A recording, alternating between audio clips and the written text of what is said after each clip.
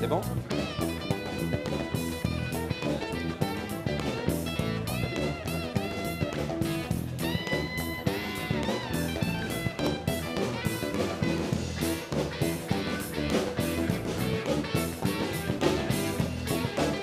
Mets-toi là.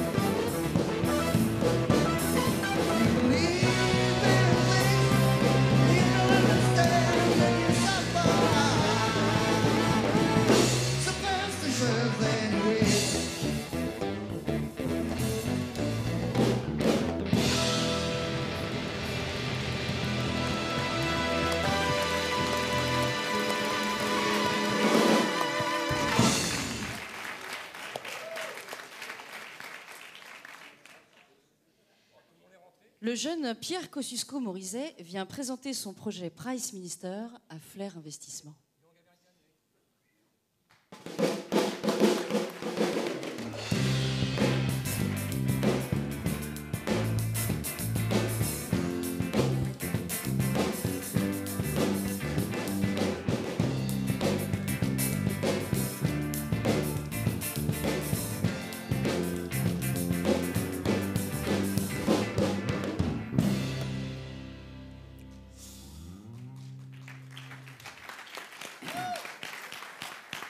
Sympa, on n'a encore rien dit, déjà les gens applaudissent. Donc c'est un truc qui va être drôle. Voilà. Ding dong. Allez-y, mon jeune ami. Ding dong. Bonjour. Bonjour. Je vous préviens, il est un peu parti. Oui, bonjour, vous êtes en retard. Je n'ai pas très... Pierre Kosciusko-Morizet, enchanté. J'ai 3 minutes. Monsieur Blair. Non, Jean-Édouard Dupif, gérant de Flair Investissement. Alors, qu'est-ce qui vous amène? Alors, Price Minister, c'est un site qui va vous permettre d'acheter et vendre entre particuliers n'importe quoi sur Internet. Vous postez en ligne, vous fixez le prix, c'est gratuit. Vous payez l'acheteur paye le site, le vendeur envoie directement à l'acheteur, et ensuite, Price Minister paye le vendeur. C'est génial ça. Oui, vous êtes là pour écouter, apprendre. Hein, voilà.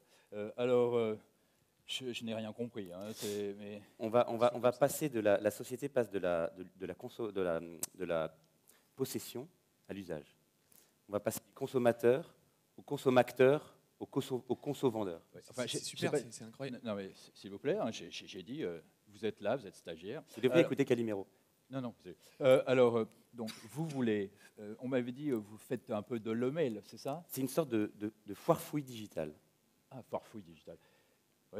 Oui, pourquoi pas. Et donc, vous savez qu'on est très à la pointe ici, puisque nous avons un email, hein, nous avons créé un email. Alors je fais une boîte d'email un peu finalement. Ah, c'est très bien, parce qu'on ne sait jamais où les mettre, ces emails. Hein. Mon assistante me dit souvent, ça serait bien d'avoir une boîte. Donc, si vous faites des boîtes, on est preneur. Hein. Électronique. Oui. Donc, mais revenons un peu sur le projet, hein, je n'avais pas beaucoup de temps. Très clairement, ça s'appelle comment déjà? Price Minister. Oh là là. Mon jeune ami, vous m'êtes fort sympathique. Je vais vous donner un conseil. Price Minister, oubliez, hein, c'est rester français. Hein. Non, mais franchement, là, les gens ne comprennent pas. Et alors, monsieur Morito Cabernet, ce que je peux vous dire, hein, très clairement, c'est que allez vous couper les cheveux et puis on se revoit quand vous ferez vraiment du vrai produit. Hein. Avec plaisir. Merci encore d'être venu. Bon.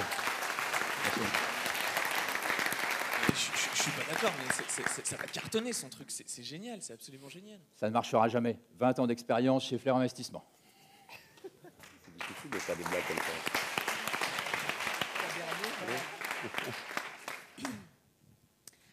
C'était chouette, non? C'était chouette. Il y en aura d'autres comme ça, vous verrez.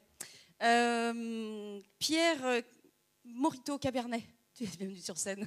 On va passer une petite discussion avec toi. Pierre Kosciusko, on l'applaudit.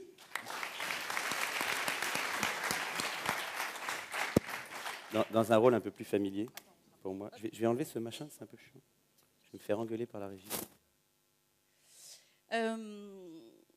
Est-ce que je te présente? Est-ce que c'est... Oui. Si, on va te présenter un petit peu, même si tout le monde connaît Pierre Morizet, je suppose. Surtout depuis le sketch. Depuis le sketch, mondialement célèbre maintenant. Tu étais venu l'année dernière au West Web Festival? Oui. Qu'est-ce que tu en as pensé l'année dernière? Je reviens, donc c'est bien. J'ai trouvé que c'était sympa, qu'il y avait une bonne ambiance. Et puis je suis breton d'adoption maintenant. Donc je me sens un peu, je ne vais pas dire chez moi, mais pas complètement déraciné. Donc voilà. Et puis on m'a dit qu'on pouvait chanter aussi. Oui, alors je dois dire, on ne m'avait pas dit que j'étais censé faire des blagues, sinon je ne serais peut-être pas venu. Mais en revanche, chanter, génial.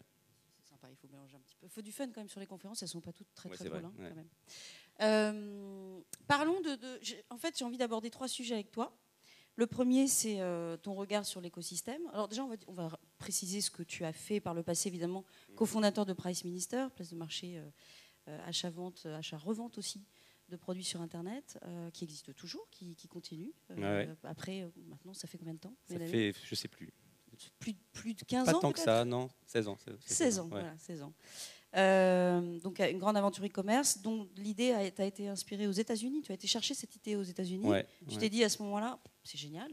Est-ce que tu t'es dit, on t'a peut-être souvent posé la question, mais je trouve ça intéressant de te la reposer. Est-ce que tu t'es dit, c'est une idée qui peut marcher, qu'on peut exécuter en France tout de suite, ou est-ce que tu voyais déjà quelques barrières pour l'exécution?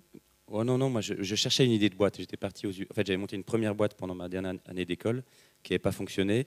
Et donc j'avais voulu aller bosser dans une boîte qui avait fonctionné pour voir comment ça marchait quand ça fonctionnait bien. Et puis aux US, parce que pour moi c'était un peu le pays de l'entrepreneuriat. Et quand j'étais là-bas, j'ai vu cette idée, en fait une boîte qui s'appelait Half.com. J'ai repris l'idée et je l'ai importée en Europe. Mais je voyais ça comme un truc très global, enfin au potentiel très global. Et donc après on voulait lancer 5 pays en un an. En fait on a lancé un pays en 5 ans.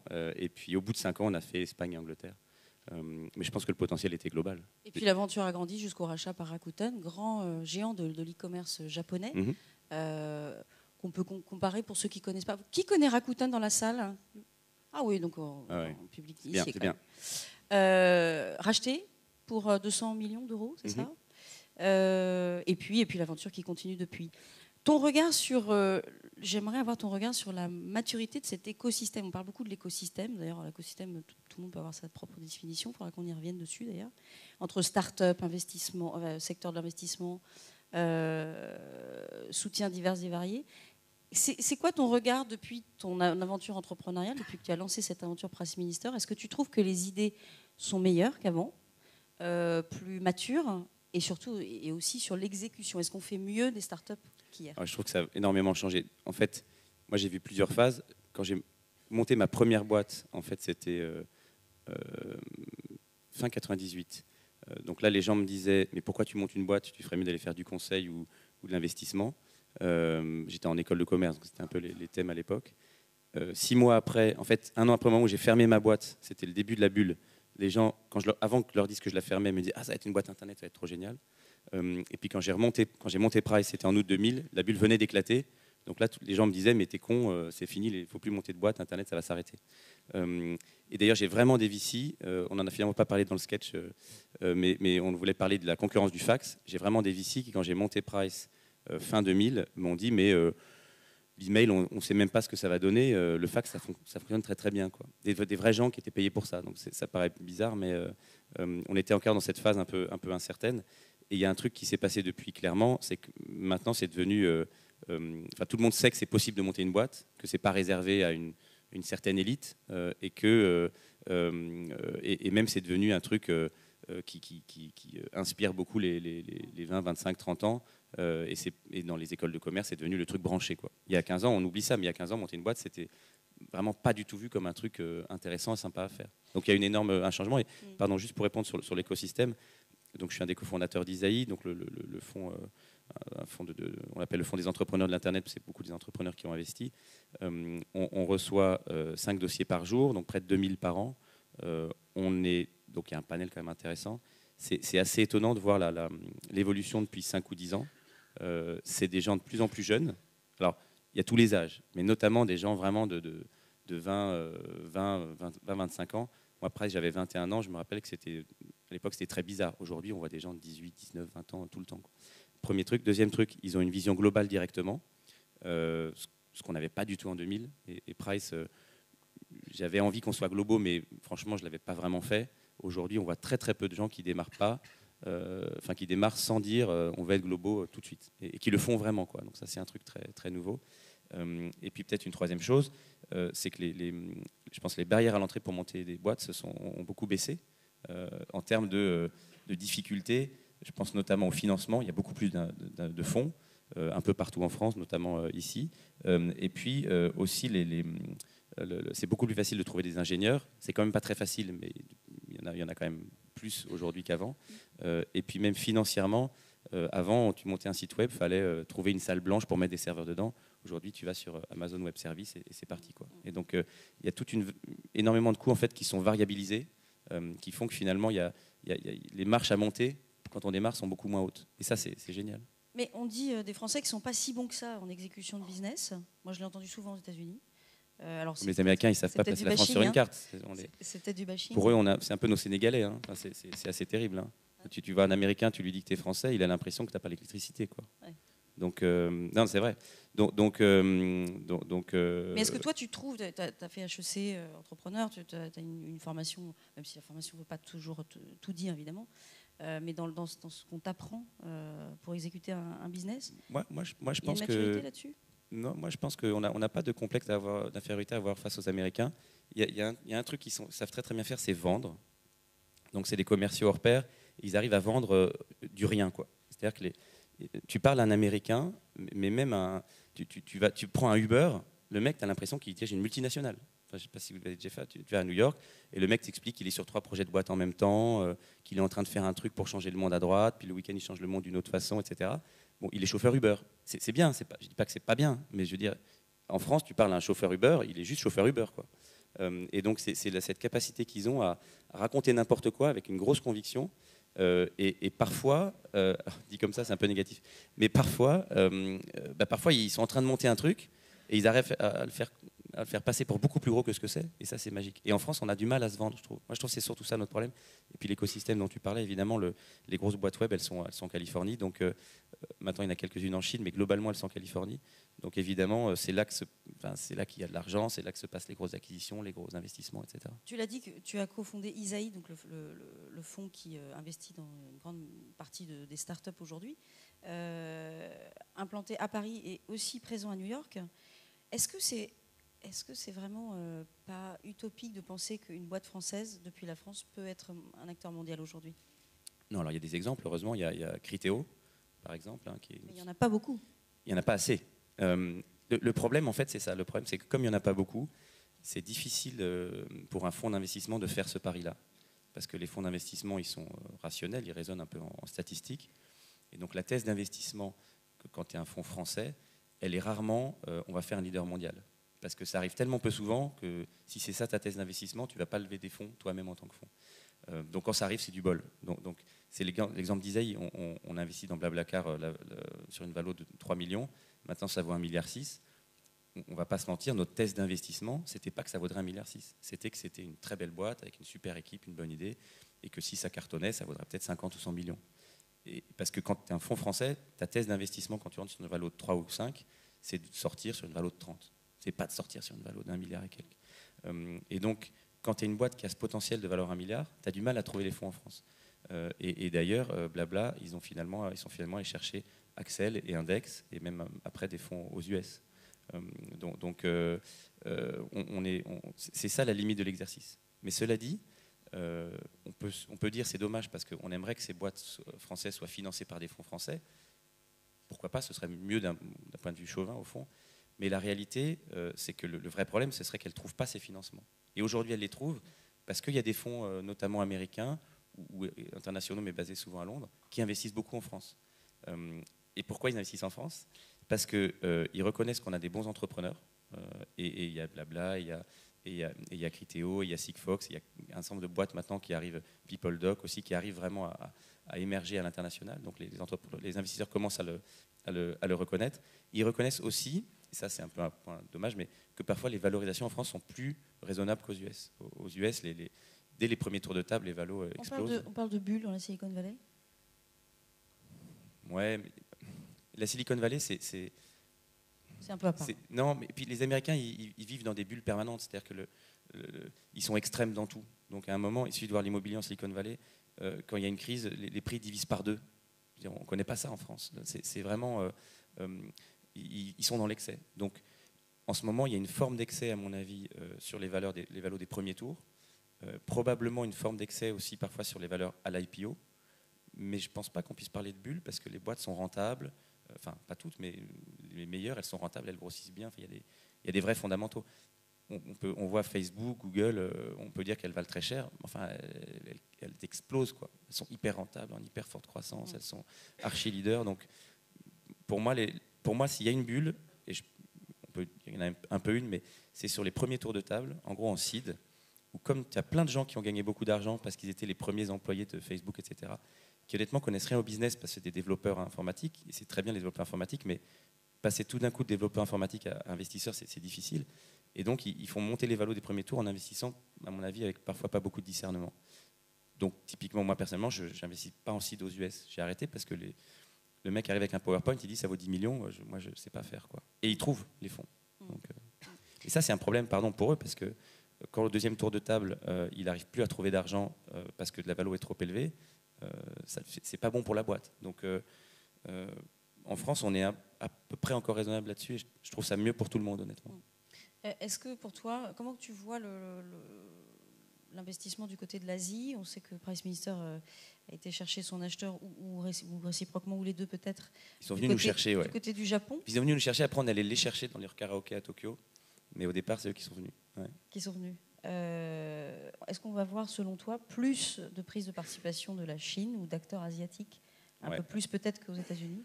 Alors sans révéler de choses incroyables, hein, oui, évidemment. Après, le Japon, c'est surtout le Japon que je connais, c'est un peu à part, parce qu'il y a Rakuten et puis il y a SoftBank, et à côté de ça, il n'y a pas grand monde. Mais ils ont du mal à s'internationaliser. Ils sont quand même culturellement très différents de nous. Les Chinois aussi, mais ils arrivent avec plus de moyens. Ouais, je pense que les Chinois vont faire beaucoup d'acquisitions en Europe. La Chine, c'est tout un monde à part. C'est-à-dire qu'il y a, non seulement, je pense qu'ils vont faire des acquisitions, mais en plus, pour certaines choses, ils vont devenir des précurseurs, en fait, en termes d'usage. Et ça, c'est nouveau. Aujourd'hui, le web, c'est quand même globalement guidé par les US. C'est de là qu'arrivent les nouveautés, etc. Alors, c'est pas complètement vrai. Par exemple, Corée du Sud, la Corée du Sud a été câblée en fibre optique très très tôt. Donc, il y a des usages de très haut débit qui se sont développés avant en Corée du Sud, avant d'autres pays.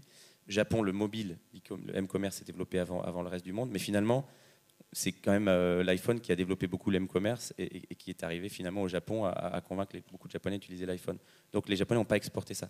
Je pense qu'en Chine, c'est différent. Et tout ce qui se passe avec les bots, globalement, ça vient quand même essentiellement de WeChat. Et c'est des usages finalement qui ont démarré en Chine, qui commencent maintenant à aller aux US et puis dans le reste du monde. Donc je pense qu'ils ont un avantage sur pas mal de comportements. Ils ont des boîtes ultra rentables. Après, c'est pas complètement naturel pour un Chinois, comme c'est pour un Japonais d'ailleurs, de faire du business en Europe. Ouais, ceci dit, Stanford est quand même peuplé à près de 50% par des Chinois aujourd'hui. Des Chinois ou des Américains d'origine asiatique? Des vrais Chinois de Chine? Ah, des vrais Chinois de Chine. En grande partie. Donc ils ont une culture, de ce que je sais, quand je vais là-bas, c'est très très chinois. Ouais.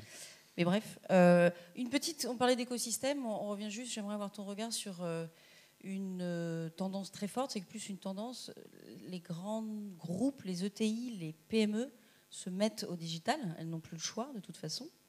Et tout le monde y va un petit peu de son incubateur, son lab, voilà. Quel est ton regard là-dessus? Est-ce qu'on n'est pas un petit peu dans une espèce de surchauffe? Je ne veux pas dire quelque chose de négatif sur les incubateurs.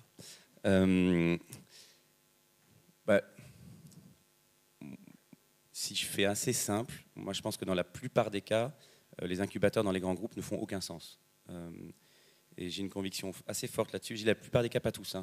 Je pense que les exceptions, c'est quand il y a une vraie compétence très spécifique que le groupe peut leverager, à la fois donc des compétences et puis vraiment accélérer le développement d'une boîte. Par exemple, dans la fintech, il peut y avoir des connaissances de certaines régulations, réglementations, de pouvoir anticiper certaines évolutions, des apports de capitaux, etc., qui peuvent faire gagner vraiment du temps. Mais dans la plupart des cas, c'est pas ça. C'est un grand groupe qui se dit je comprends pas bien l'Internet, on va mettre des billes pour comprendre ce qui se passe, pour tester un peu le truc, prendre le pouls, prendre le machin. Ça veut rien dire en fait. C'est-à-dire que le groupe, il lâche pas quoi, 100 000 personnes, il va prendre 3 gars, il va leur dire tu investis 5 tickets par an, et puis tu repères ce qui se passe. Les gars, ils vont au board, mais à aucun moment, les 5 ou 3 tickets par an, ils vont avoir un impact sur le groupe de 100 000 personnes. En revanche, je pense que les boîtes qui sont financées par ces groupes-là, elles partent plutôt perdantes, enfin plutôt avec un désavantage, parce que forcément, les groupes en question essaient quand même d'investir dans des secteurs qu'ils connaissent un peu, donc ils sont parfois un acquéreur potentiel pour la boîte, et la boîte, elle se retrouve avec un groupe qui a 25% de son capital, qui va peut-être la racheter, mais c'est pas sûr, qui se pose à chaque tour de table la question de ouais, mais si je les finance trop, ils vont devenir plus chers pour quand je voudrais les racheter. Les concurrents, ils veulent pas trop les racheter non plus parce qu'ils disent ouais, mais en fait, ils me font faire le lièvre, mais finalement, les mecs vont les racheter à ma place. En fait, c'est vraiment pourri. Donc, dans toutes les boîtes, désolé, et dans toutes les boîtes où j'ai la chance d'être investisseur, je leur dis l'industriel, quand il rentre, c'est pour vous racheter, c'est pas pour être minoritaire, parce que ça va vous emmerder tout le temps. Là aussi, peu d'exit aujourd'hui encore. En général, tu veux dire ou... Mais tu veux dire globalement, il y a peu en général dans l'internet. De grands groupes qui achètent des startups aujourd'hui. Ah, de grands groupes, pardon. Ouais, parce que le problème, c'est qu'une boîte qui marche vraiment bien. Je l'ai vu récemment sur une boîte, je ne peux pas citer laquelle, mais qui était en discussion avec des médias français. Et en fait, plusieurs grands médias, donc qui ont pas mal d'argent, ils avaient vraiment les moyens de payer cette boîte-là. La boîte, elle grossissait de quasiment 100% par an. Et les médias en question, ils mettaient à chaque fois 6 mois à faire une offre. À chaque fois, ils faisaient une offre qui était à la valeur d'il y a 6 mois. Et la boîte disait, ouais, mais il y a 6 mois, je trouvais ça bien, mais là, j'ai grossi de 50%, 6 mois, c'est plus possible. Et les gars disaient, ouais, quand même, 6 mois. Et bon, ils ont fait en gros, une offre tous les 6 mois pendant 2 ans, et puis après, la boîte s'est fait racheter par des Américains.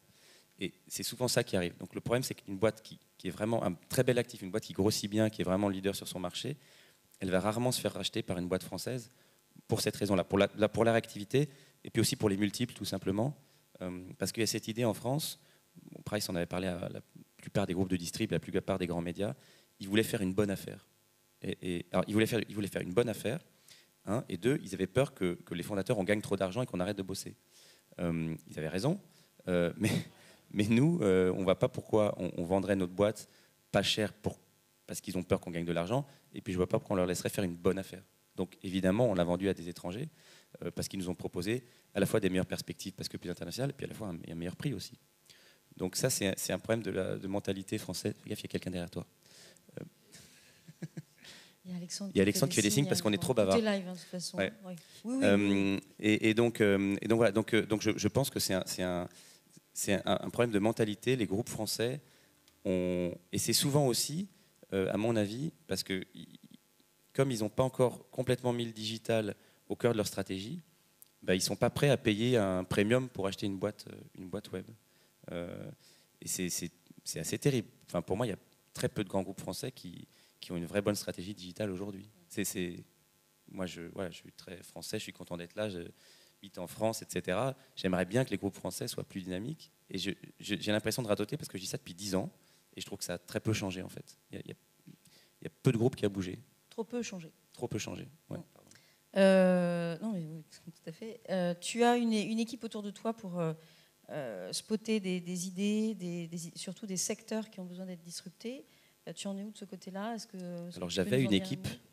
En fait, donc il y a 1 an et demi, je me suis mis en tête de monter une boîte, remonter une boîte, et je voulais faire une boîte grosse, globale et utile, avec mes potes, pour cocher plein de cases à la fois.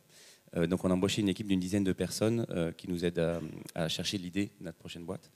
Et il y a quelques semaines, on a trouvé un certain nombre d'idées qui, honnêtement, n'étaient pas trop mal. En fait, c'est pas très difficile de trouver une idée. Donc, on a trouvé pas mal d'idées qui nous intéressaient.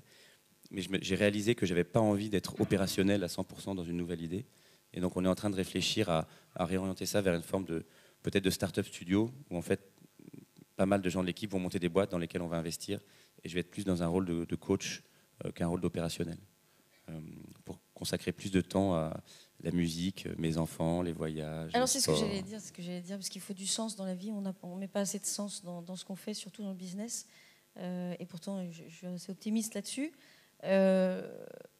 Quel sens tu donnes à ta vie aujourd'hui? Alex, j'ai combien de temps pour répondre à ça? 30 secondes? Alexandre, il est parti se suicider de toute façon. Alors ça, c'est un sens, mais c'est un sens qui est assez court, court terme. Le sens que je donne à ma vie, écoute, j'essaie déjà de me détendre un peu sur ce sujet-là. J'y arrive assez bien. Je pense que la vie ne fait pas de sens, mais que c'est pas très grave, tant qu'on se pose pas la question. C'est un peu de la philosophie de comptoir, mais je crois assez bien à ça. Et globalement, mon idée, c'est de faire ce qui me rend heureux à court terme et à moyen terme, d'essayer aussi de rendre les gens autour de moi le plus heureux possible et en cercle concentrique. Donc ça veut dire probablement qu'à un moment, je vais finir par monter une ONG, à mon avis, mais que pour le moment, je vais plutôt voyager. Voilà. Mais à un moment, le sens, pour moi, c'est ça. C'est essayer quand on a eu de la chance, comme j'en ai eu, d'en rendre un peu. Alors, j'en rends en investisseur, mais honnêtement, il y a un côté altruiste des entrepreneurs, mais c'est pas que ça. Donc je pense qu'à un moment, j'aurais envie d'un truc plus altruiste. Voilà. Peut-être dans l'éducation, peut-être monter une ONG ou une boîte autour de l'EdTech, ce genre de choses. Mais quand je m'ennuierai dans quelques mois après avoir fait du surf un peu partout dans le monde. Bon, la musique quand même, on en parle rapidement. Rapidement. Ouais. Demain, c'est le concert des Digitals. C'était hyper soutien sur l'initiative. Ouais, c'est hyper bien les Digitals. Ouais. J'allais adorer. Ouais. Donc voilà, non mais moi j'adore. C'est sérieux la musique pour toi? Ouais, je fais de la musique depuis pas mal d'années. Tu peux nous donner un scoop? Tu vas lancer un album? Non, parce que l'année dernière j'avais dit ça. L'année dernière j'avais dit je vais monter une boîte à 10 milliards et lancer un album. Et j'ai fait ni l'un ni l'autre, donc maintenant je dis plus rien. Mais un jour sûrement je vais faire un album. Ouais. Enfin je sais pas, ça veut dire faire un album aujourd'hui d'ailleurs. Je vais écrire des chansons en tout cas. Voilà. Ouais, ça c'est bien. Composer. Ouais. Bon, c'est une belle aventure ça. Ouais, c'est un challenge aussi. Ouais, c'est une petite prise de risque. Ouais. Bon, au pire, en même temps, je la mets sur YouTube si personne ne la regarde. Ni vu ni connu. Non, YouTube, on sait que c'est pas très puissant. Merci beaucoup, Pierre Kosciusko, Morizet.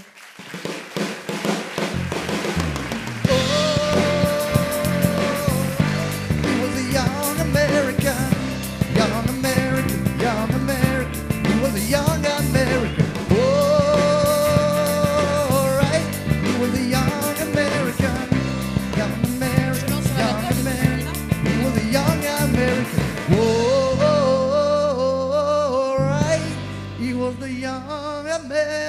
Bon,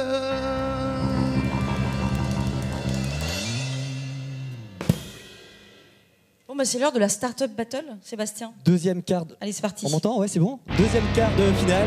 Allez.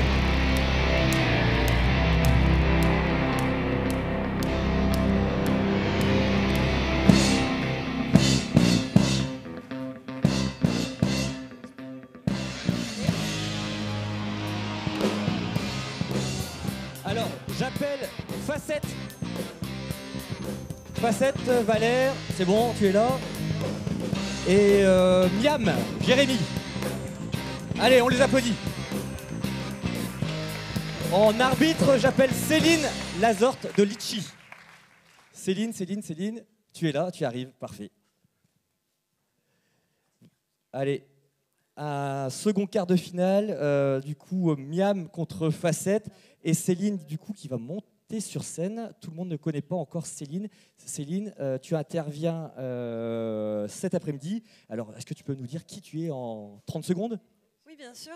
Bonjour à tous. Donc, je m'appelle Céline Lazorte et je suis la fondatrice de Litchi.com, le service qui permet de collecter de l'argent à plusieurs pour un cadeau d'anniversaire, un pot de départ, un événement entre proches.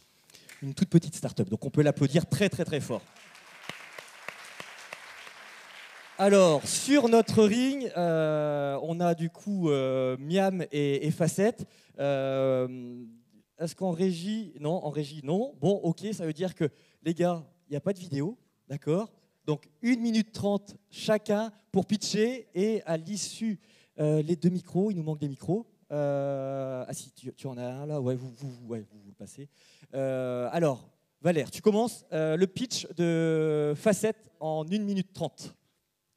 Eh ben, bonjour à tous, je suis Valère, donc le cofondateur de Facette. Je suis vraiment content d'être là ce soir. Et donc, je vous parle un peu de mon projet. On est vraiment dans un monde où les opportunités de rencontrer, de se connecter avec des personnes ne font qu'exploser, et des personnes qu'on ne connaît pas toujours forcément.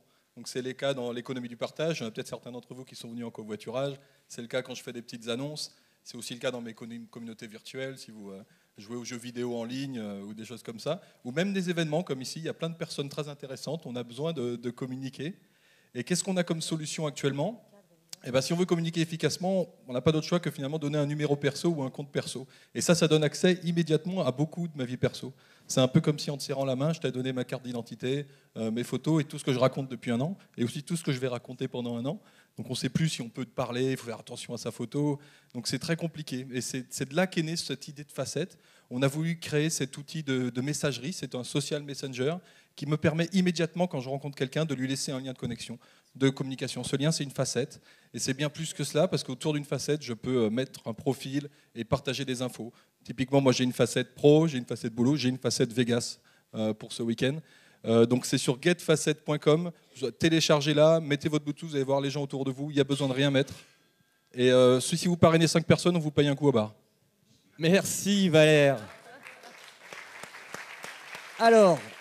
Côté Miam, on est parti pour 1 minute 30. Allez, vas-y. Alors, bonjour à tous. Je m'appelle Jérémy Placereau et moi aussi, je suis très heureux d'être ici aujourd'hui. Alors, Miam, c'est une application qui répond à un problème auquel je suis moi-même confronté et je suis persuadé que vous aussi. Je suis un grand gourmand. J'adore aller au restaurant et malheureusement, à chaque fois que je m'installe à une table, je ne sais pas quoi choisir parmi tous les plats qui sont proposés à la carte. Alors, bien sûr, j'ai mes petites astuces. Je regarde à droite et à gauche les plats choisis par mes voisins. Est-ce que ça a l'air bon? Est-ce qu'ils ont l'air d'aimer ça? Mais malheureusement, je suis toujours surpris et souvent déçu par les plats que je reçois. Je commande à d'autres cabillot et je reçois, ça a l'air bon, des bâtonnets surgelés. Bon, pas top. Alors pour remédier à ce problème-là, j'ai décidé de créer une application qui s'appelle Miam et qui référence l'ensemble des plats proposés dans les restaurants et permet aux utilisateurs de les noter et d'y ajouter une photo en seulement un clic. L'objectif, c'est qu'en arrivant dans un restaurant, vous puissiez accéder instantanément au menu avec photos et notes des utilisateurs pour savoir ce qu'il y aura dans votre assiette et surtout, est-ce que c'est bon. Et ça va encore plus loin, parce qu'admettons que vous ne sachiez pas quoi manger ce midi. Étant donné qu'on a tous les plats avec des notes et des photos, on peut également vous permettre de trouver quoi manger ce midi. Admettons que ce midi, par exemple, vous ne sachiez pas quoi manger, il vous suffit de lancer l'application pour accéder aux meilleurs plats autour de vous. Vous êtes fan de burgers comme moi, il vous suffit de taper burger pour accéder aux meilleurs burgers à proximité. Merci à tous. Merci. ou la meilleure complète, crêpe complète du coin. Ça marche bien. Céline, premier round. Du coup, pour toi, le meilleur pitch, autant sur le fond que sur la forme, tu l'accordes à Facette ou à Miam? Attends, t'as plus de micro du coup. Merci. Deux super pitch précis, enthousiastes. Je donnerai mon premier point à Miam pour le côté plus storytelling. Voilà. De mise en situation, etc.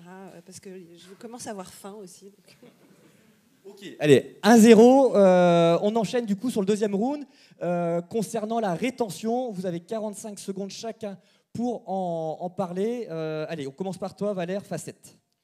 Alors, nous, on est actuellement en bêta, donc je vous engage encore à les télécharger. Donc, on est allé dans tous les endroits où les gens se rencontrent pour tester tous les marchés, toutes les cibles. Et actuellement, sur nos milliers d'utilisateurs, quelques milliers d'utilisateurs, on a 50% des gens qui sont actifs tous les mois reviennent 20% tous les jours. Et on a vraiment des très bons feedbacks. C'est cool, il y a vraiment un effet waouh, un effet cool. On est très content de l'avoir. Et donc, nous, on va continuer à affiner ça, à affiner cette recette, à affiner la cible et à continuer de construire ce produit. Ok, super, merci. À ton tour. Pour Miam. Alors l'application Miam a été lancée en version bêta également sur le Morbihan il y a moins de 3 mois. La stratégie de lancement a été très simple, se concentrer sur une région géographique et écouter les utilisateurs pour adapter l'application en fonction de leur retour. On a eu énormément de retours, on a aujourd'hui un peu plus de 700 bêta-testeurs et cela nous a permis de mettre à jour plus de 15 fois l'application depuis son lancement. L'objectif, c'est justement d'avoir une rétention optimale. Donc aujourd'hui, les utilisateurs se connectent à l'application quand ils veulent aller au restaurant et on cherche justement à déployer des fonctionnalités pour qu'ils se connectent plus régulièrement encore. Merci. Alors Céline, concernant la rétention... Qui dit rétention a accroché mon oreille de 20% des utilisateurs reviennent tous les jours, donc le point va à Facette. Point à Facette. Allez, on peut applaudir, on peut les encourager.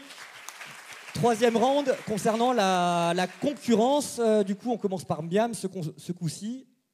Alors nous, nos deux principaux concurrents vont être TripAdvisor sur la partie recherche de restaurants et La Fourchette sur la partie réservation. Ce qu'il faut savoir, c'est que TripAdvisor s'intéresse uniquement aux restaurants dans son ensemble. Il n'y a aucun acteur actuellement sur le marché qui s'intéresse à ce qui est proposé à l'intérieur des restaurants et pourtant, je pense que c'est ce qui est proposé à l'intérieur des restaurants qui compte, les plats, ce qu'on mange. Donc voilà, on est vraiment les seuls sur la partie plat.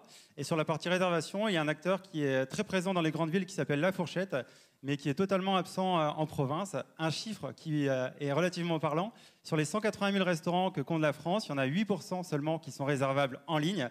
Donc on a beaucoup à faire, il y a une grosse demande. Et il faut savoir qu'aujourd'hui, 80% des hôtels sont aujourd'hui réservables en ligne. Pourquoi ce ne serait pas le cas des restaurants ? Merci. Alors, concernant la concurrence... Oh, pardon, excuse-moi. Excuse-moi, Valère. Ouais. Excuse-moi. Je me suis couché un peu tard. Bon, j'y vais. Donc nous, on est dans le marché des social messenger. Donc en gros, il y a 3 catégories. Il y a les messengers classiques que vous connaissez, Facebook Messenger, WhatsApp. En gros, c'est pour parler avec les gens dans votre carnet d'adresses, amis, famille. Nous, dans l'usage, on est avant ça. On permet de se connecter avec tous les gens qu'on rencontre. Ensuite, il y a une autre famille. C'est ceux qui ne sont pas basés sur le numéro, qui sont éphémères. Enfin, avec Snapchat ou Kik. Et ceux-là, on les aime bien parce qu'il n'y a pas besoin de trop nettoyer, tout s'efface.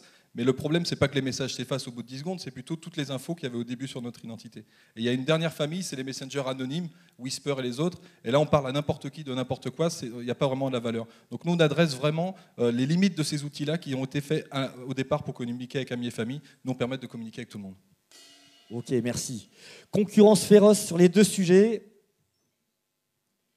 J'aime bien l'idée que tous les deux, vous ayez des concurrents assez ambitieux, Facebook, TripAdvisor. Moi, quand je disais mon concurrent, c'est PayPal, on me disait « Ah ouais, bah, bon courage ». Donc, surtout continuer. Je donnerai mon point à Miam pour l'idée de la longue traîne que j'aime bien sur le fait que 8% des réseaux seulement sont réservables en ligne, pourquoi on ne peut pas arriver à 80%. Et je pense qu'aujourd'hui, on a les moyens technologiques et usages d'y aller. Donc, j'aime bien cette idée-là. Merci. Et dernière partie de la battle, la question qui tue. Valère, vas-y, Facette. Première question qui tue.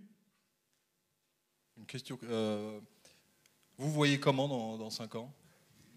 Notre ambition, elle est démesurée. On aimerait permettre au monde entier de trouver les meilleurs plats. Aujourd'hui, on a décidé de commencer petit, comme la plupart des boîtes qui ont réussi aujourd'hui. On a commencé uniquement sur une petite partie de la Bretagne. On a eu des bons résultats qui vont nous permettre de nous lancer en toute la France. Et l'objectif, c'est justement de pouvoir nous lancer par la suite dans le monde entier. Tout le monde va au restaurant, tout le monde mange. Et du coup, le marché est énorme. Ok, Miam, question qui tue à Facette. On sait du coup qu'un séjour dans la Silicon Valley est à gagner. Si demain Facette gagnait, en quoi ce séjour pourrait vous être utile justement pour la suite?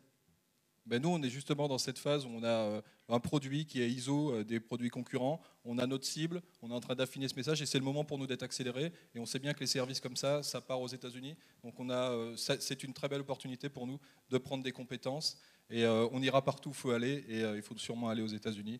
Et c'est pour ça qu'on est prêt à y aller. Ok, merci à vous deux. Céline, le temps de réfléchir. On va tout de même interroger le public à titre indicatif. Côté Equal, est-ce que l'on peut lancer l'applaudimètre? Ouais, c'est pour du coup... Allez, on est parti pour Facette. Pour Miam.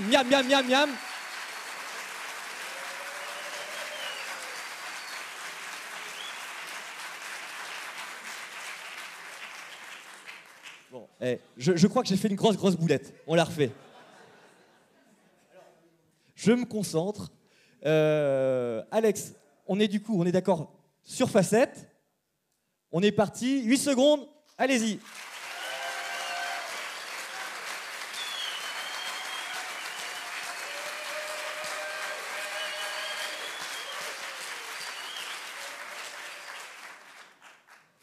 Ok. Maintenant, on va vous demander pour Miam. Vous me dites quand on est ok en régie. C'est bon. Allez, on est parti. 1, 2, 3 pour Miam.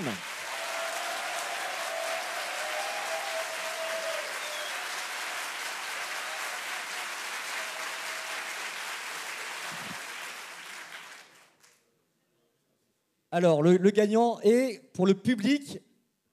Miam qui remporterait du coup le prix du public pour ce match-là. Mais c'est Céline qui va décider. Céline.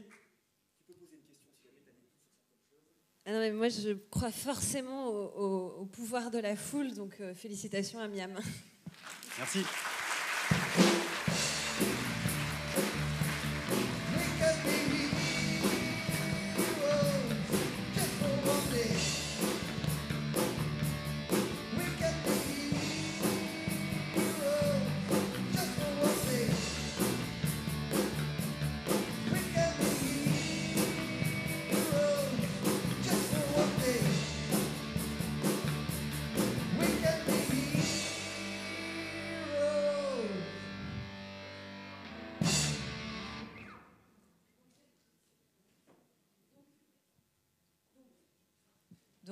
Donc, Sébastien, quart de finale cet après-midi. Hein.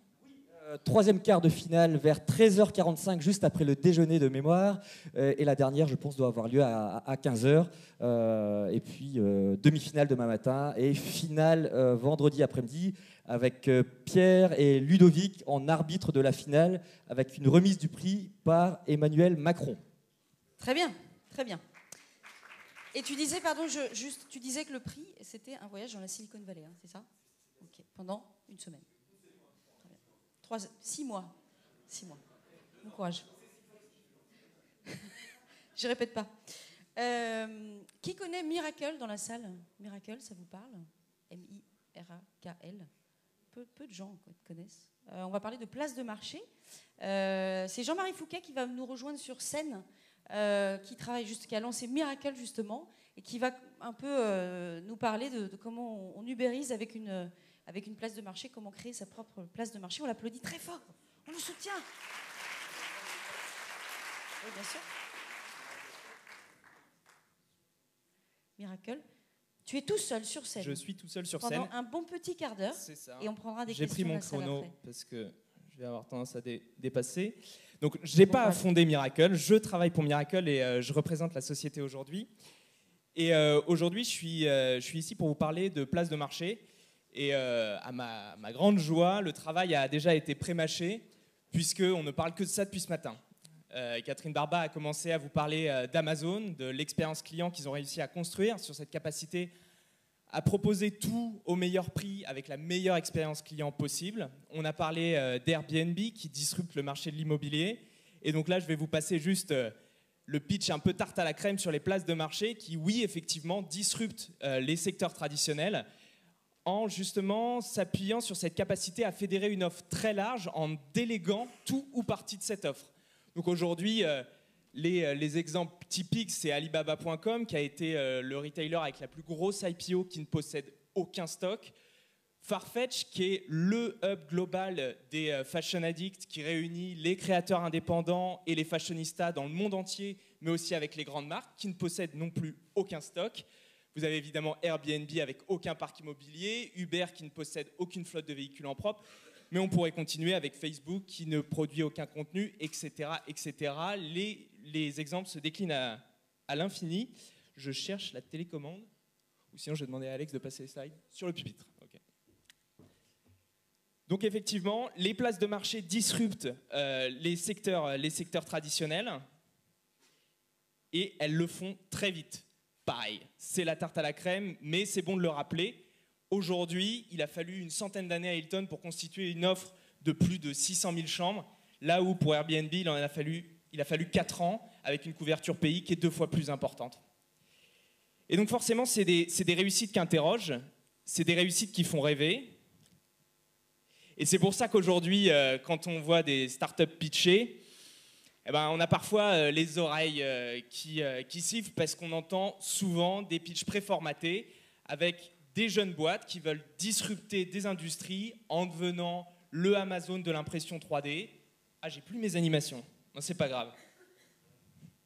Le Amazon de l'impression 3D, le Airbnb de la location de bureau, le Uber de la livraison de la pièce détachée, etc. etc.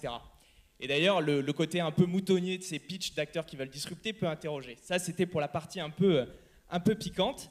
Mais ce qu'on oublie trop souvent, c'est que le modèle de place de marché, qui est un modèle qui est très disruptif, c'est un modèle sur lequel les vieux business ont beaucoup de choses à dire. Et ça a déjà été traité ce matin. Les vieux business, globalement, pour peu qu'ils soient capables de se mettre dans un mindset jeune, agile, ont vraiment une carte à jouer là-dessus et sont souvent d'ailleurs les mieux placés pour disrupter leur propre marché. Pourquoi ? Parce que contrairement aux startups traditionnelles qui se retrouvent dans le modèle marketplace à devoir constituer à la fois une offre très vaste en agrégeant beaucoup de vendeurs sans pour autant avoir l'audience, eh bien, ils doivent construire d'une part l'offre, d'une part l'audience, et c'est le problème de l'œuf ou la poule. Par quoi je commence ? Personne ne viendra vendre sur ma plateforme si je n'ai pas d'audience, j'aurai pas d'audience si je n'ai pas l'offre la plus large. Aujourd'hui, vous avez beaucoup d'acteurs qui ont réussi à construire, année après année, un business qu'on pourrait appeler traditionnel, qui ont l'audience, qui ont un écosystème déjà de partenaires, de revendeurs, etc. et qui ont très bien compris que la place de marché était le meilleur moyen aujourd'hui pour aller de l'avant, renforcer leur positionnement sur le marché et même le disrupter en étant innovant. Parce que le modèle de place de marché est en train de devenir ce qu'on appellerait une commodité aujourd'hui. Pour faire une analogie avec le monde du e-commerce, il y a 10 ans, vous aviez quelques acteurs qui disaient les magasins sont morts, le e-commerce va tout bouffer, plus personne n'ira en magasin. Aujourd'hui, ce qu'on voit, c'est que le e-commerce est au contraire devenu une commodité pour tout retailer et qu'il y a une convergence entre le offline et le online et que l'expérience client doit être la même sur tous les canaux et qu'il est indispensable d'être sur tous ces canaux. La marketplace, c'est pareil. Les pure players, ils vont continuer à secouer les marchés, ils vont continuer à gagner des parts de marché. Pour autant, le modèle place de marché va devenir un incontournable pour tous les acteurs qui ont une ambition en ligne et qui vont vouloir capitaliser sur ce modèle-là pour renforcer leur positionnement. Je vous ai mis quelques logos. Certains sont des clients de Mirakl, puisque, vous l'aurez deviné, on accompagne nos clients pour les aider à créer leur place de marché. D'autres ne le sont pas. Et je voudrais regarder avec vous quelles sont les raisons qui font que ces vieux business, justement, ont tout intérêt à ouvrir leur plateforme à la concurrence, comme on le disait tout à l'heure pendant la conférence sur l'immobilier. Alors, pour revenir au tout premier, à la racine du succès des places de marché, ce qu'il faut comprendre, c'est que si, quels que soient les exemples qu'on prend, que ce soit un Farfetch ou un Amazon Business, un Airbnb, ils ont une capacité à adresser les attentes du consommateur en proposant l'offre la plus large possible, le juste prix, et avec une qualité de service qui est un facteur d'engagement très très fort et de rétention client extrêmement fort. Et comment ils font ça? C'est ce qu'on disait tout à l'heure. Ils délèguent tout ou partie de l'activité de la vente en s'appuyant sur ce que Nicolas Collin et Henri Verdier appellent la multitude. La multitude, c'est un peu... Donc cette foule que vous voyez ici, c'est tous les vendeurs qui sont présents sur ces plateformes et qui sont capables, grâce à la plateforme, de vous pousser de manière cohérente la bonne offre à vous, la bonne personne, au bon moment, au bon prix, avec une qualité de service irréprochable. Et aujourd'hui, toutes ces places de marché, du coup, réussissent et captent une grande majorité de la croissance du e-commerce. Si vous deviez retenir juste un chiffre, il faut savoir qu'en 2015, Amazon, c'est 60% de la croissance du retail offline et online aux États-Unis. Et ça ne se passe pas qu'aux États-Unis. En France, Xerfi estime qu'en 2018, 50% de la croissance du e-commerce sera portée par les places de marché. Donc les places de marché réussissent parce qu'elles sont capables de proposer tout au meilleur prix, avec la meilleure qualité de service. Maintenant, sans trop spoiler sur la vidéo que vous aurez demain matin, qu'est-ce qui se passe quand moi j'essaye de me positionner sur un marché en ligne et que justement j'essaye de répondre du mieux que je peux à cette menace? Alors supposons que je sois Accor Hôtel, par exemple, au hasard. Moi, Accor Hôtel, parmi la multitude, j'ai une petite offre. C'est le carré vert que vous voyez là. Et le consommateur, il me voit plus ou moins bien. Je peux essayer de faire du business as usual. J'ai mon site e-commerce, mes hôtels Accor, et j'essaye de capter du trafic. Pour répondre à l'attente sur la largeur de l'offre, ça va être compliqué. Sur la compétitivité prix, ça dépend de la valeur perçue par le client final. Sur la qualité de service, j'essaye de me rassurer en disant « c'est mon offre, je la maîtrise, le client reconnaît la qualité de mes services, donc il viendra pour me voir ». Seulement, ça marche quand vous êtes un Casper et que vous vendez des matelas à des gens qui cherchent un matelas Casper. Moi, quand je vais à Barcelone, je cherche un bon hôtel pour aller à Barcelone, que ce soit Accor ou un hôtel de standing équivalent, je m'en fiche. Et du coup, le business as usual, ça ne marche pas tant que ça. Parce que vous avez des coûts énormes pour sortir de la foule, pour exister. Du coup, l'alternative, c'est de se dire, j'ai du mal à exister tout seul, dans un trafic immense, le SIM me coûte une fortune, je vais aller là où est le trafic qualifié. Et du coup, j'intègre un espace, décidément, j'intègre... C'est les aléas du direct, c'est pas grave. Je vais vous la raconter. Excusez-moi. Comment? Alex? Tu fais? Ok, super. Donc s'il te plaît, Alex, peux-tu passer à la slide suivante? La suivante encore. La suivante. Ouais, celle-là, super. Donc qu'est-ce qui se passe? Eh bien, je peux décider d'aller à un endroit où ça va me coûter moins cher en termes d'acquisition parce que les gens qui vont sur Booking.com, effectivement, ils cherchent un hôtel et j'ai plus de chances d'y arriver. Là, en termes d'offres, en termes de compétitivité prix et de qualité de service, le problème, c'est que toute ma proposition de valeur, elle est intégralement capturée par l'intermédiaire qui est Booking.com. Et moi, je n'existe pas. Je suis juste vendeur. Et Booking, en plus, me raquette au niveau des marges puisqu'ils ont une telle position de monopole qui peuvent dicter leurs lois en termes de niveau de commission qu'ils vont prendre. Donc, quel est le pari qu'a fait Accor? Merci Alex. Le pari qu'a fait Accor, c'est de se dire, le seul moyen, c'est de réussir à fédérer une offre suffisamment large qui soit compatible avec ma proposition de valeur et mon positionnement. Et c'était quoi, du coup, ce pari? C'était d'aller chercher les concurrents directs, ceux qui étaient compatibles avec l'ADN de marque du groupe Accor, et de créer une marketplace. Et c'est ce qu'ils ont fait. Une marketplace dont l'offre est moins vaste que celle de Booking, mais qui cible une clientèle qui est à la recherche d'une expérience parfois plus qualitative, et sur laquelle Accor se retrouve en compétition, certes, avec ses compétiteurs, mais est sûr à tous les coups de gagner la vente. Et ça, c'est quelque chose qui est très important. Est-ce que vous connaissez la seule manière d'être sûr de gagner au casino? c'est d'avoir le casino. Et c'est exactement ce qu'a fait Accor.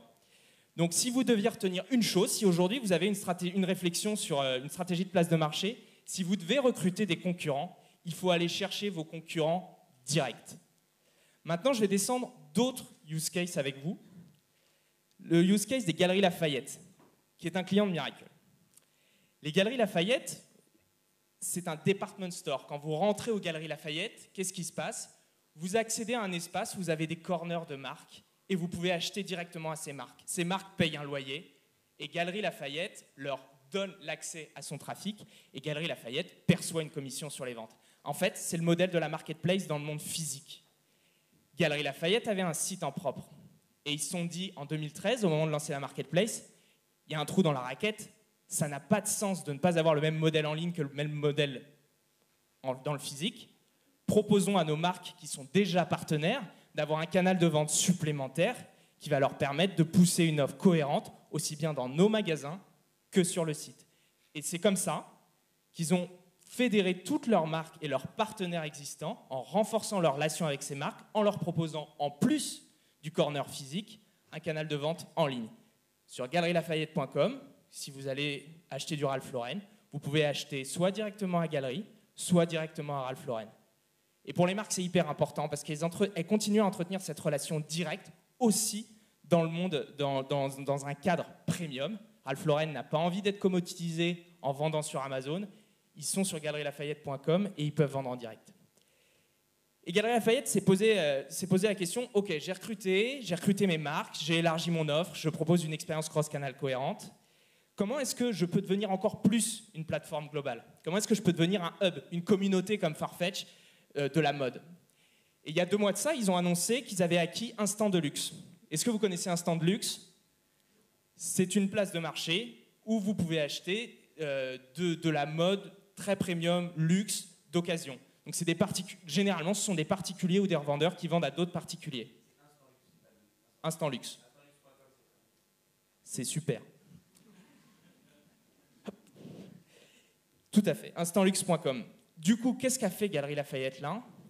C'est que la multitude sur laquelle elle s'appuyait, qui était en l'occurrence la multitude des marques et qu'elle adressait ce consommateur final, elle a renversé un peu le paradigme. Ça veut dire que les acheteurs devenaient vendeurs, les vendeurs devenaient acheteurs. C'est un peu comme si vous, là, qui êtes le pendant de cette multitude de vendeurs, vous deveniez aussi vendeur. Et là, c'est très important pour une marque comme Galeries Lafayette parce qu'elle crée un engagement très fort.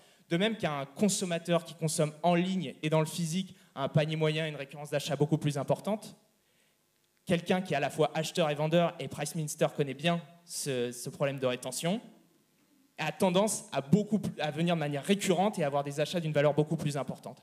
Et qu'est-ce qui pourrait arriver dans les mois prochains? Et là, pour le coup, je vous assure, je ne divulgue aucune information confidentielle, mais on pourrait tout à fait imaginer que Galeries Lafayette propose un corner vide dans lequel elle propose à tous les petits créateurs parisiens d'exposer leurs créations et qui sont susceptibles de vendre directement en ligne. Juste un showroom.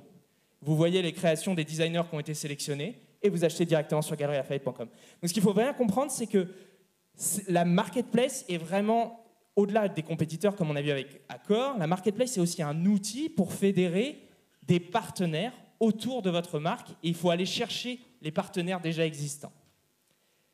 Un autre cas qui est intéressant, c'est celui de Staples. Là, ici, on a vu des stratégies de profondeur de gamme. C'est avoir toute l'offre sur une verticale dédiée. Staples a lancé sa marketplace en 2013 en ayant en tête qu'ils avaient déjà la concurrence frontale d'Amazon alors qu'Amazon n'avait pas encore ouvert Amazon Business. Il y avait un ersatz d'Amazon Business en 2014 et maintenant c'est devenu Amazon Business en 2015. Mais déjà Staples, qui était un acteur B2B, avait compris que son concurrent c'était Amazon et qu'avec l'offre qu'ils avaient aujourd'hui, ils n'étaient pas capables d'adresser la demande de leurs acheteurs B2B, spécialement sur le marché des TPE-PME, les acheteurs B2B sur ces marchés-là ayant tendance à vouloir reproduire l'expérience d'achat qu'ils ont en B2C. Ils ont dit il faut qu'on élargisse. Et du coup, ils sont allés cibler toutes les nouvelles catégories qui avaient du sens pour eux au niveau stratégique et ils ont décidé qu'elles constitueraient l'offre de leur place de marché. Et ils ont ouvert des nouvelles catégories, ils ont multiplié l'assortiment par 8 et ils ont ouvert la fourniture à destination des restaurateurs, des laboratoires, le matériel médical, grossistes alimentaires.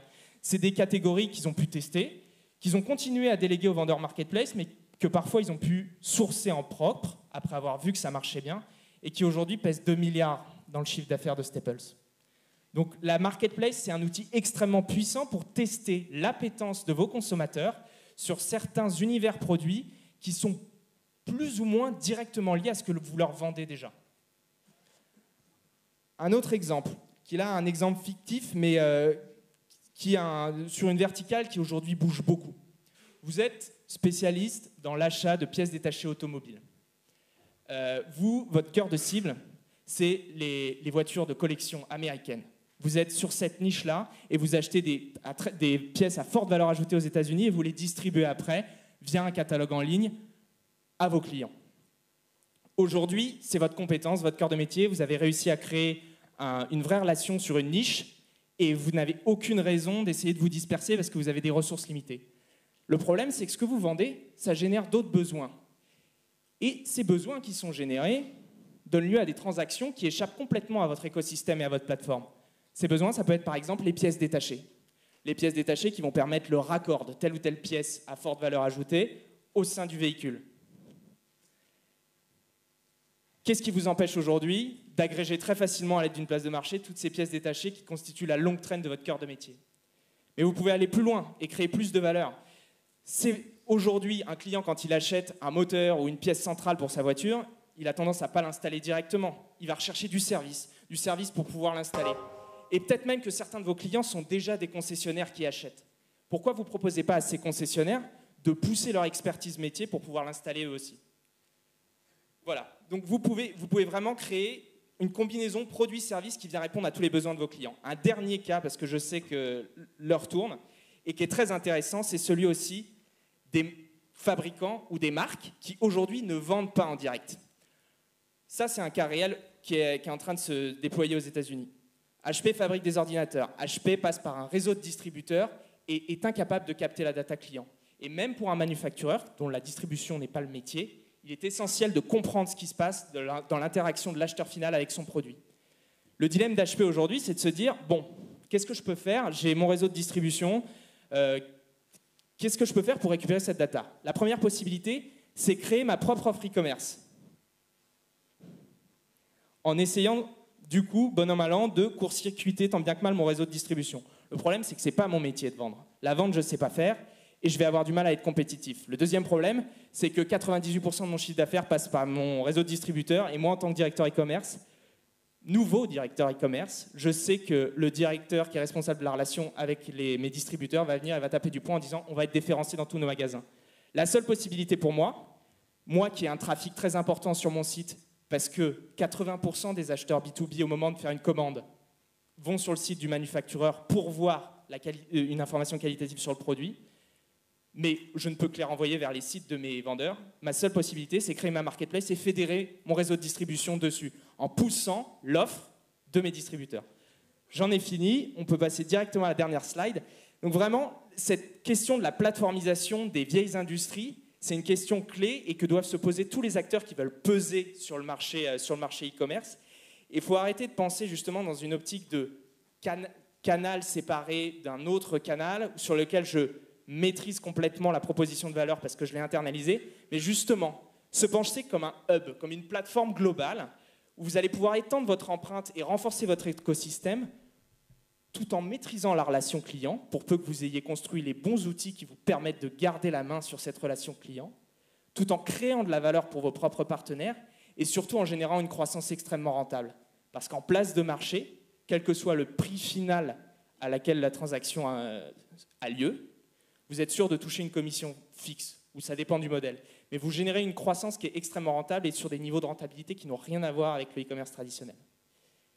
Et nous, notre métier chez Miracle, c'est d'aider les différents clients et les 15-20% qui ont levé la main ce matin à créer ces places de marché pour les aider justement à renforcer leur empreinte business sur leurs verticaux. Merci beaucoup.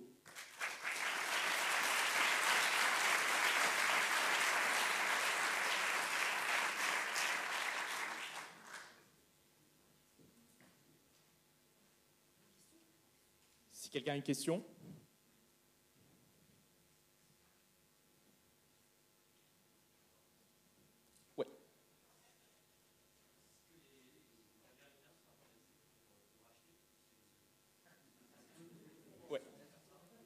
est-ce que les Américains sont intéressés pour acheter ce que nous, on vend?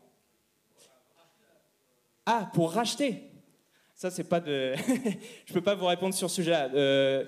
Tout ce qu'on pouvait vous dire, c'est qu'il y a une appétence sur le marché américain, oui, effectivement, pour des technologies qui permettent de répondre à ces problématiques-là. Ce qu'il faut savoir, c'est que les places de marché, c'est quelque chose qui est compliqué à construire. Les places de marché qui réussissent sont des places de marché qui ont été développées par des boîtes qui sont avant tout des boîtes technologiques, qui ont fourni des investissements en R&D très importants. Amazon consacre 10% de son budget en R&D, là où un Walmart consacre 2%. La place de marché de Walmart aujourd'hui aux États-Unis, c'est très très compliqué à maintenir, c'est très coûteux. Et nous, on arrive justement avec cette proposition de valeur-là, d'avoir une solution SaaS clé en main qui leur permet de déployer ça. Et donc aujourd'hui, oui, on a un bureau aux États-Unis et on rencontre une très belle traction à ce niveau-là. Merci beaucoup.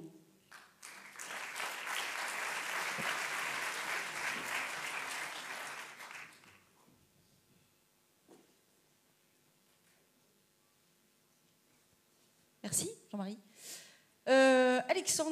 Alexandre, qu'on n'a pas encore vu d'ailleurs aujourd'hui, qui fait partie de l'équipe de West Web Valley, va nous rejoindre sur scène. Alexandre, c'est parti. Tu vas annoncer ton prochain invité aussi. Ça va? Tu étais en régie, tu fais tout, toi. Tu es en régie, tu sers à manger, tout ça. Oui, alors on va accueillir quelqu'un que vous connaissez bien, parce que c'est la 3e année qu'il vient au West Web Festival. C'est Jean-François Histin. Alors je ne sais pas où est Jean-François. Voilà Jean-François, on peut l'applaudir.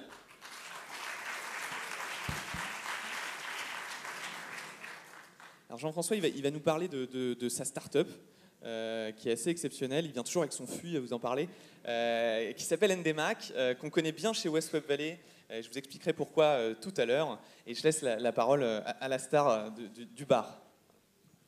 Oui, ben, écoutez, c'est difficile d'intervenir juste avant le repas, comme ça. Alors, je crois qu'on va passer une vidéo pour vous rappeler ce qu'est NDMac, start-up que j'ai créée il y a 3 ans et qui disrupte le bar classique. Alors, comme Alex est ici, est-ce que tu as quelqu'un pour te remplacer ?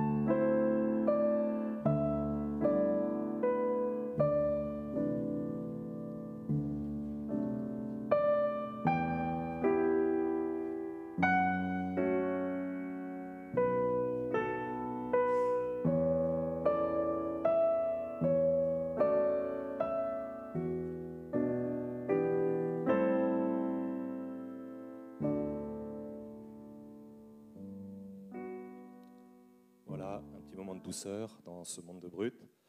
Donc, cette vidéo montre un des derniers usages qu'on a fait de notre machine, qu'on a créée avec des services pour disrupter le monde du bar, dans notre usine, dans notre garage de Plugufan dans le Finistère. Depuis l'an dernier, on a terminé une 30aine d'opérations pilotes qu'on a fait dans le monde entier ces 18 derniers mois. On a terminé la phase de R&D numéro 1. On a également glané 3 distinctions majeures. On a été Startup innovante de l'année dans les techniques RFID à l'International RFID Congress. On a également eu l'Oscar du design à Las Vegas, les Popeye Awards. Et on a également eu notre dernier prix, c'était le 10e, et après on arrête. C'était le concours Braze America qu'on a gagné, qui propose, Charles est là dans la salle, aux startups bretonnes de passer aux États-Unis sans passer par la case Paris, ce qui pour nous est très loin quand on est à Quimper, mais quand même 6 heures aller à Paris et parfois plus. On a également finalisé notre business model et ça nous a permis en début d'année de lancer nos premiers sites pilotes importants. Alors, il y en a un qui est basé à Brest qui s'appelle Tireuse. Il est fermé ce soir, mais si vous êtes là encore vendredi, vous pouvez y aller. Donc Tireuse, ça veut dire la maison du bazar, la maison du bruit en breton. Il est tenu par Jean-Baptiste et Arnaud. Donc c'est un bar où il y a nos machines, et où il y a des bières très intéressantes.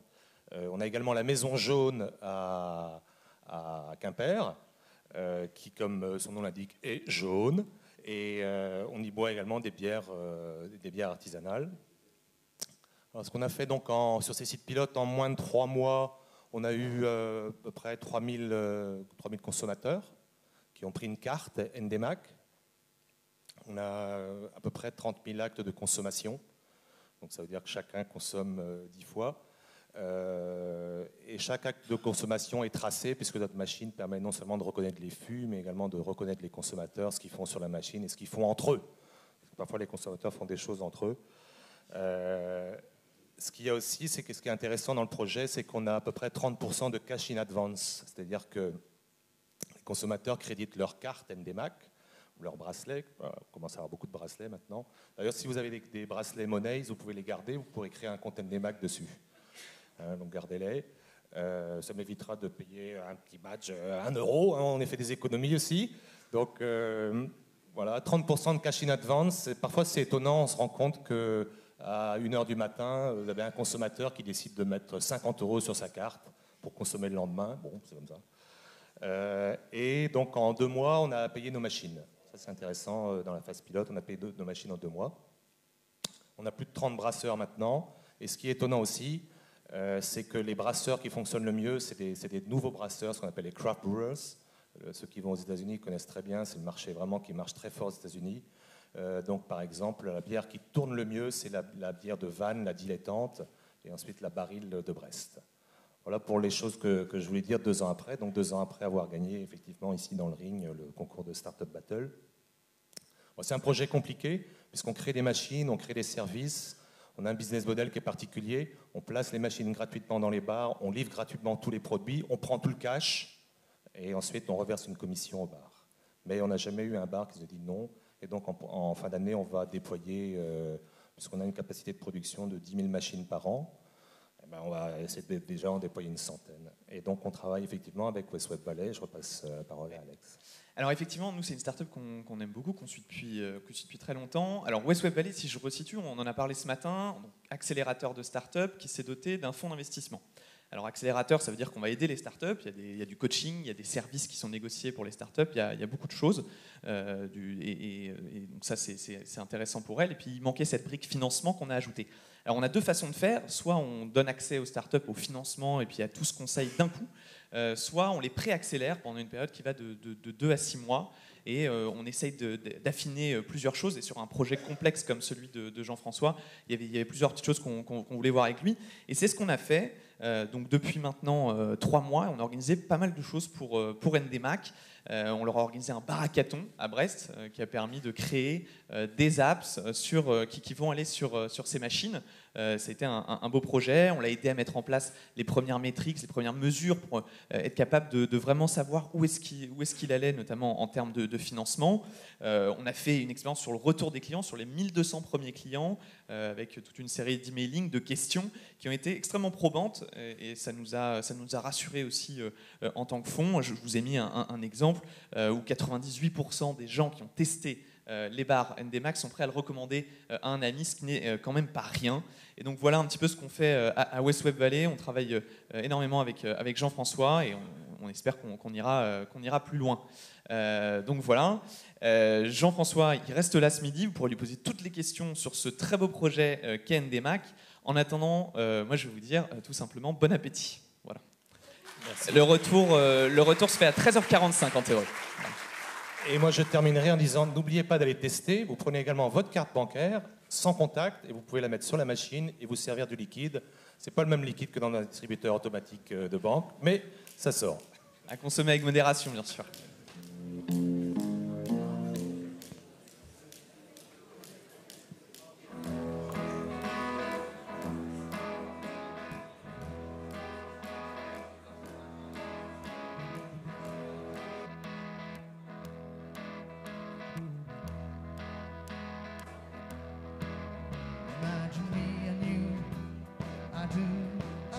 about your day and night. It's only right to think about the girl you love and hold her tight, so happy together. If I should call you up, invest a dime, and you say you belong to me, and he's mine, imagine how the world could be so very fine, so happy together.